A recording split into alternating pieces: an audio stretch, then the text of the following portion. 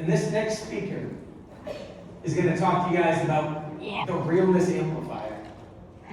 She builds with authenticity. I'll never forget the first day I met her. It was in Orlando at the pool. We were all hanging out. It was post-COVID. We were just looking for relationships, guys. Straight out of COVID, my first real estate conference with Nextdome, and this wonderful, incredible, thoughtful human being comes up to me and she said, "We're going to karaoke tonight." She said, "We got a place, we want you to be there, bring your crew, we're going to have a great time." And I looked at John Coda and I said, "Well, looks like we're going to karaoke tonight." And this person has blossomed into one of my best friends in Nextdome. Love her family, love getting together with them. She'll send me thoughtful texts, knowing what I'm doing out there. Say, "Hey Tim, I'm just thinking of you." When she talks about being a realness amplifier, guys, she means it. She lives it. Authenticity is what she does. I can't wait for you to see what I see in this individual today, because she is one of the people that makes Nextdome what we are. Humans over houses means more to her than most people I've ever met. Ladies and gentlemen, put your hands together for Jayme Downey.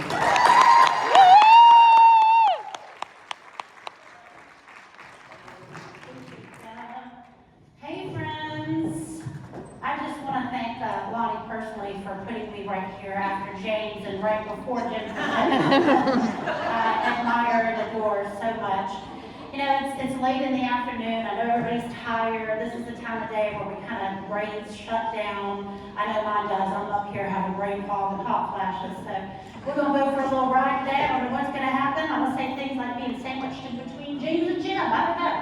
So we'll get started. I want to tell you a little story first that has absolutely nothing to do with real estate, actually. So many years ago, I have two little boys, and my husband Bobby was out of town, and I set my alarm for 6 p.m. and not 6 a.m. And it was one of those mornings where you wake up and you like sit straight up out of bed. Oh my gosh, I had a busy day, and I have to get these two kids to school. They cannot be late no matter what. So it was one of those chaos mornings where I'm frantic and I'm trying to be nice mom, but I can hear my voice escalating. Watch your shoes, wash your teeth, get downstairs. And I run downstairs and I'm packing lunches and filling water bottles, and these boys come downstairs, and one of them has a Batman costume on, and the other one still has pajamas on, but he has rain boots on. And I'm like, okay, good, check, let's go. So we get in the car and we get to elementary school right as the principal was closing the door with this look, right? Okay? But they made it in the door. Like, victory! So, I'm in the car, I start to drive away, and I catch my first breath, I feel like, since I woke up. You know? And I just started crying. It just hit me. It felt like everyone was doing life better than me, that I was such a failure. Everybody had these perfect pigtails and perfect Pinterest lunches and perfectly coiffed hairs and outfits, and I was just not good enough. I wasn't doing it right. Now, if you don't have kids, but you've been in real estate for more than 2 weeks, you have probably had a similar day, right? You get up, you've got stacked showings and appointments all day long. Your first buyers are late, and they're going to see a house you absolutely know they don't even want or need because it doesn't fit any of their criteria, and you know that, but they don't know that yet. And then your next appointment is an inspection, and who shows up? Dad, and he fixed the toilet in 1983, so he thinks he's qualified to be there and run around on knee pads in the crawl space. And then your closing is delayed and right? Have you guys had a day like this? All right, so there's lots of nodding heads here, and that makes me feel not alone. Makes me feel seen. Makes me feel heard, right? We just connected right there. Y'all can come up to me in the hallway out there and be like, "Girl, I've had that day." Right? Now, if I would have come up here and I would have said, "I am Jayme Downey, and I have some of the most badass real estate agents in the Charlotte office, and I have, they are the top 2% in a massive canopy MLS, and I've been the most admired CEO in Charlotte and one of the most influential women in North Carolina," and would I roll me right off of the stage? Wouldn't you? Because nobody cares. My mom cares. But y'all would eye roll me right off of the stage. Because it really doesn't matter about all of these things. We connect in that messy part of our lives. We don't connect in those accolades and in that shine.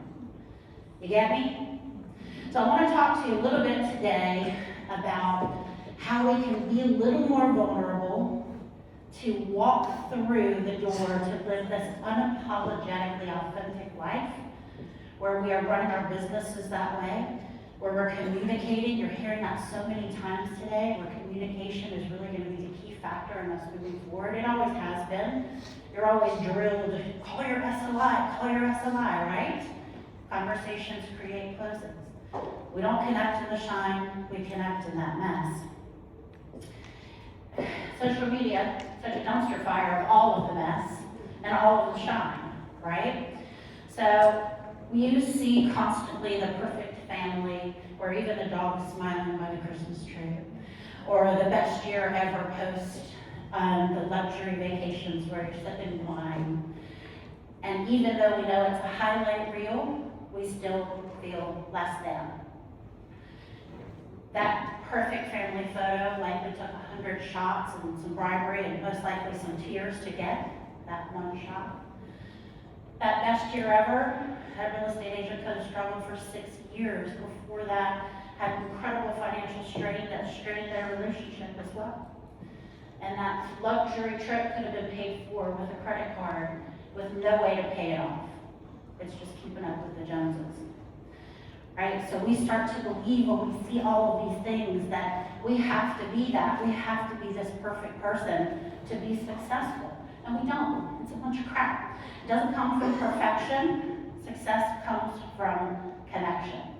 And in that connection, as we've been told forever, that connection is currency in our real estate business. Now, when we think about buying and selling a home, it's a very vulnerable time for our people, right? They don't understand contracts, they don't understand certain things. They have a lot of fears, they don't understand the process. It's a lot of money being spent. If you've ever sold and bought at the same time, it's very stressful. If you've ever sat across the table from a divorcing couple, there's a lot of conversation to have there. We need to open up that room to them and make them feel like they're able to talk to us about really hard things. And when we're out there just posting luxury vacations and top producer, just listed, just sold, and that's it, that's all they see, do you feel like they're going to want to come and talk to you about how they have so much credit card debt, but they're sitting on 2% interest rate, and they're staring at a 6.5% interest rate and wondering if they should buy right now? How can they help themselves? How can they help their family, right? We have to create that space for them where they feel safe and seen and heard. So that's what we're going to work on. Being vulnerable is hard.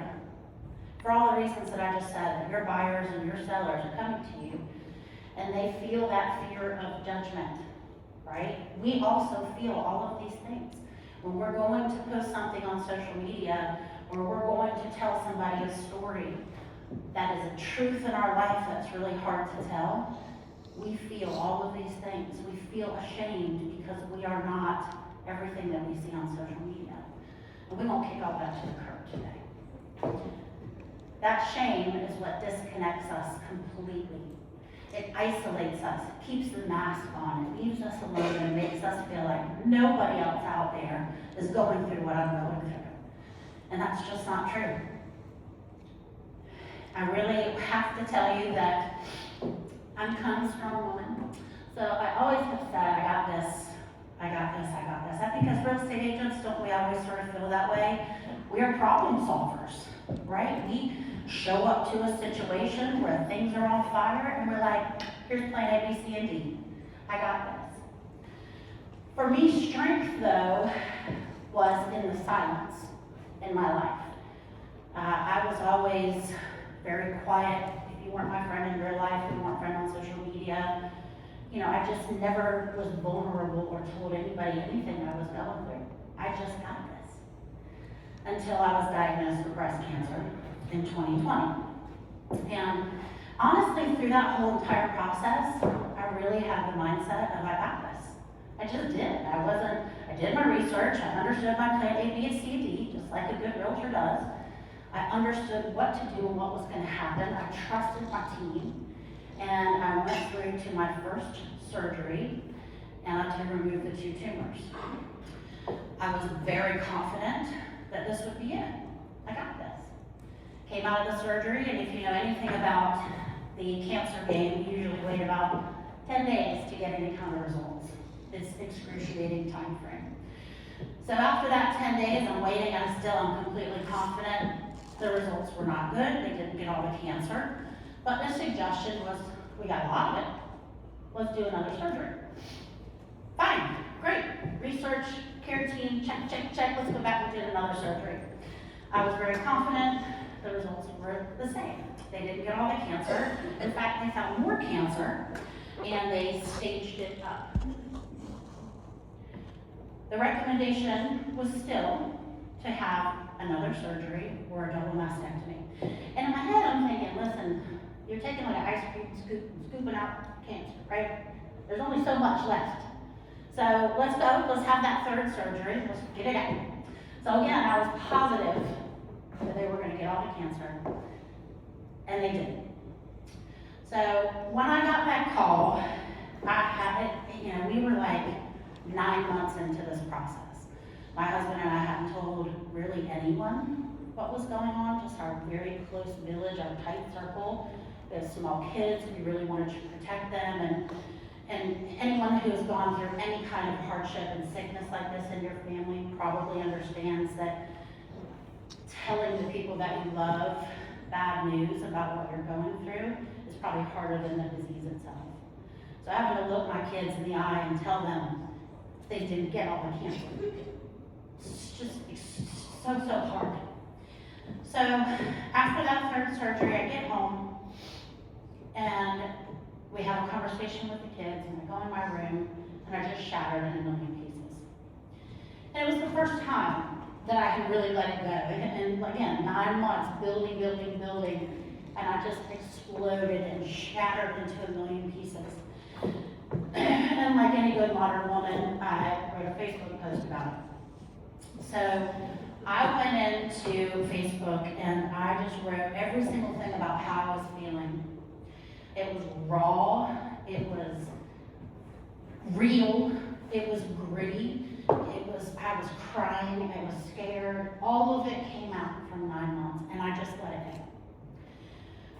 go. Closed my laptop, went to bed. The next morning I woke up, and of course there were hundreds of texts and calls and emails and everything else. A lot of the prayer hands and all that kind of stuff, and that's important, to show up like that. But what was more impactful for me was the people that texted me or messaged me privately and said, Jayme, thank you for sharing this. I'm going through the same thing, I haven't told anybody. I need somebody to talk to. Or I've been there, lean on me. I'm here for you. Or my mom's going through this and I really don't understand it all. So what I learned from that is that people didn't have to show up for my shine and my accolades. They showed up and leaned into my mess, into the cracks, into the crying in the car line. You get me? So in talking about being vulnerable and being authentic today, I really learned that sharing some of the mess and the cracks is what really gave me incredible connections in my life. It changed me forever. So I want to teach you, because everybody today has been talking about connections, and we need to do this. So I want to teach you how to be a little bit more vulnerable, give you some of the toolkit that I use when I'm faced up against something that makes me scared, and things that I do to get through it. But a quick definition of vulnerability and authenticity here, just so that we're all on the same page. Vulnerability, willingness to be you, to show up exactly who you are, and authenticity, to continue to live your life that way. Authenticity is the doorway, vulnerability is the doorway, and authenticity is the path. To be unapologetically authentic in your life, you have to overcome the fear of being too vulnerable. So our toolkit today, let me just preface this with a couple things. First of all, there's a lot of science behind the way that we can deal with things, stress, laughter, all of these things. You will all find your own ways. This is my toolkit that I want to share with you that works. Laughter is the best medicine for me. If you have met my husband, you can understand why. He makes me laugh all the time, but it changes the dynamic in my brain. And there's also a lot of science on these slides. So at the very end of the presentation, I'll give you a QR code for the deck. Not sell anything, love to connect with you. Let's do some business together across the miles. But scan the QR code for all of that, okay? The problem that we have and the issue that we have is imposter syndrome, and you've heard it before today. To me, it's that little voice in my head that tells me you're not worthy, you're not good enough, you don't deserve a seat at the table. You're not skinny enough, you're not pretty enough, okay? So we're gonna kick that right to the curb today. All right, so the first one is talking to yourself in the third person. So instead of I can't do this, it's Jayme, you've got this.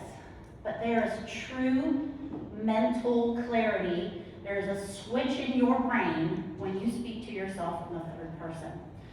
It really becomes like you're giving somebody else advice, and it changes your brain. So I know y'all have talked in the mirror before, like, girl, you got this, or oh, this, right, great. That works. It really does. So keep going. Music, everybody knows that music can change your mood, right? Whether it's really fast or really slow, we create a vibe with music. Do you guys have a song, like a pump-up song you listen to when you go to a listing appointment or a really important meeting? Wake up, yeah? You do? All right. So, I do, and mine is really embarrassing. So, because we're being a little vulnerable today, I'm going to tell you what mine is, but I can't leave this space. This is a circle of trust, okay? I'll deny it. I say it's embarrassing, and it's so stupid, it really is, but I grew up on the Outer Banks in North Carolina in a little town called Duck. And I hung out with surfers, we skateboarded, it's like bonfires on the beach, we listened to Sublime, and Red Hot Chili Peppers, and Snoop Dogg, right? So at that time, the other side of the spectrum was boy bands and pop princesses. There was nothing in between. Like, you didn't cross over into that music genre, right? So my song is embarrassing because it's by Britney Spears, but it's called Work by Britney Spears. And in my defense, it wasn't on the radio a lot because the actual title of the song was Work, B-word. Work, the B-word, cuss word. But listen, it says, you want a hot body? You want a Maserati? You better work, B-word. Like, that's gospel by Britney Spears right there, right? You want a hot body? You want a Maserati? Work works, right? Jim Chevy, even Britney Spears said it. All right, so think about the music and think about driving down the road with the windows shaking and listening to that song and laugh at me. Naming your negative self-talk is important too, because for me, when I say, I hear that imposter syndrome and that person is talking to me in my head, you're not good enough, you're not worthy, I have named her Regina. No offense to any Reginas, but that is the Mean Girl in the Mean Girls movie. So I say, not today, Regina. Nope, not today. And I would literally envision myself putting her in the back seat or kicking her to the curb. And there's something about it that triggers in my brain. It's like somebody's talking smack about me, and that gets me like this instead of in my own head. So, name your negative self-talk. Breathing exercises, of course, we've been told since we were kids to take 3 deep breaths, and it calms us down. And it's true, right?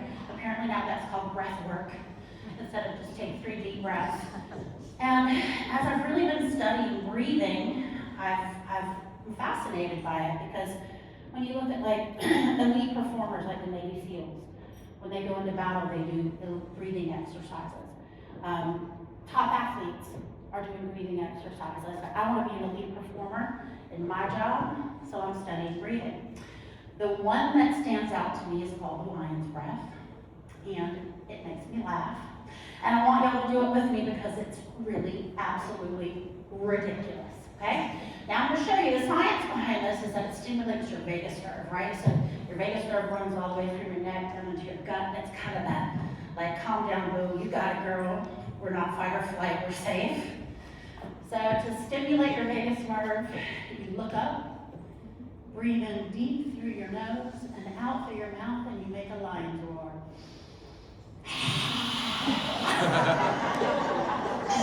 And it kind of reminds me of like the rocker hands, you know, like. All right, now I want y'all to do it with me. It's late in the day, I know. Get out of your own way and make some silly faces with me, all right? Eyes up, in through your nose. Come on. Out through your mouth. All right, don't you feel like it's just a little bit, that laughter just shifts off a little bit, right? You can laugh, your muscles don't get so tense anymore. All right, so now we're gonna take that vulnerability, the ability to be a little bit more vulnerable in situations. We've walked through the doorway, now we're gonna continue on the path to authenticity. So with authenticity, I'll run through this really, really quickly, but we wanna show that messy middle. I'm not asking you to go out there and tell everybody you're a hot mess and complain all the time, right? But what we wanna do is relate to people. You can tell a story in your real estate career that maybe something has happened to a buyer that this current buyer is going through, right? There's a connection, just like James says, in the story. You make them feel seen and you make them feel heard. Same thing with empathy, with a widow at the table, a divorcee at the table. Any kind of story that brings people to buy and sell is unique. And we want to show up and make them feel like they are safe to talk to us about the truth that we need to hear, right? I need to know if you can't be in this house in 30 days, like I'm gonna have to do some things differently. We need to lead with empathy and make people feel safe in those safe spaces. Tell stories, not just stats. Nobody cares about your stats. They do care about the story of a past client or something that you went through, and let your brand be you. They're not here for your logo, they're here for you. They're here for your truth and the way that you make them feel. We had a great time at the Oyster Roast last night. And I think that the oyster is a phenomenal metaphor of making the mess beautiful. Right? Because the oyster spends all of its time filtering water, and that's how it eats, that's how it breathes. And sometimes it gets this little piece of sand or a piece of grit inside it, and it hurts, it's painful, it's irritating, and it can't do anything about it. So what it does to take care of it is just continues to layer over it. Every day, just continues to work through it and layer over it until one day that grit becomes the pearl. That grit didn't go away, but it transformed into something really, really beautiful. And I think that we can do that in our own lives by layering over and remembering that some of these things, these bad things that happen in our lives, the diagnosis, the loss, the bad stories, the things that always happen, everybody has a mess. We just continue to layer over it, and those things will define us later on. Most powerful thing you can do in your business, stop polishing that highlight reel, show that real reel. Again, not hot mess, just real, truth, reality, connect with people. Don't chase the perfection, chase the connection. Don't hide the struggle, but honor it. Don't curse the chaos, but bless it. I love this because we all know this, but I really want to tell you again because I want you to hear me say it. Sometimes all the things we just know, you need to hear again. But I want you to leave here remembering that struggle produces growth. A really hard couple years in real estate. It's been a wild 5 years in real estate. But you are here, some of the best in the business, because you're here to learn and grow. Struggle produces growth. Pressure produces diamonds, and oysters produce pearls. Stop wishing that mess away, y'all. Let's bless it. Thank you very much.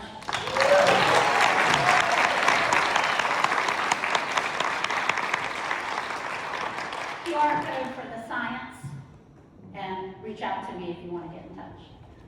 Let's give Jayme Downey one more round of applause.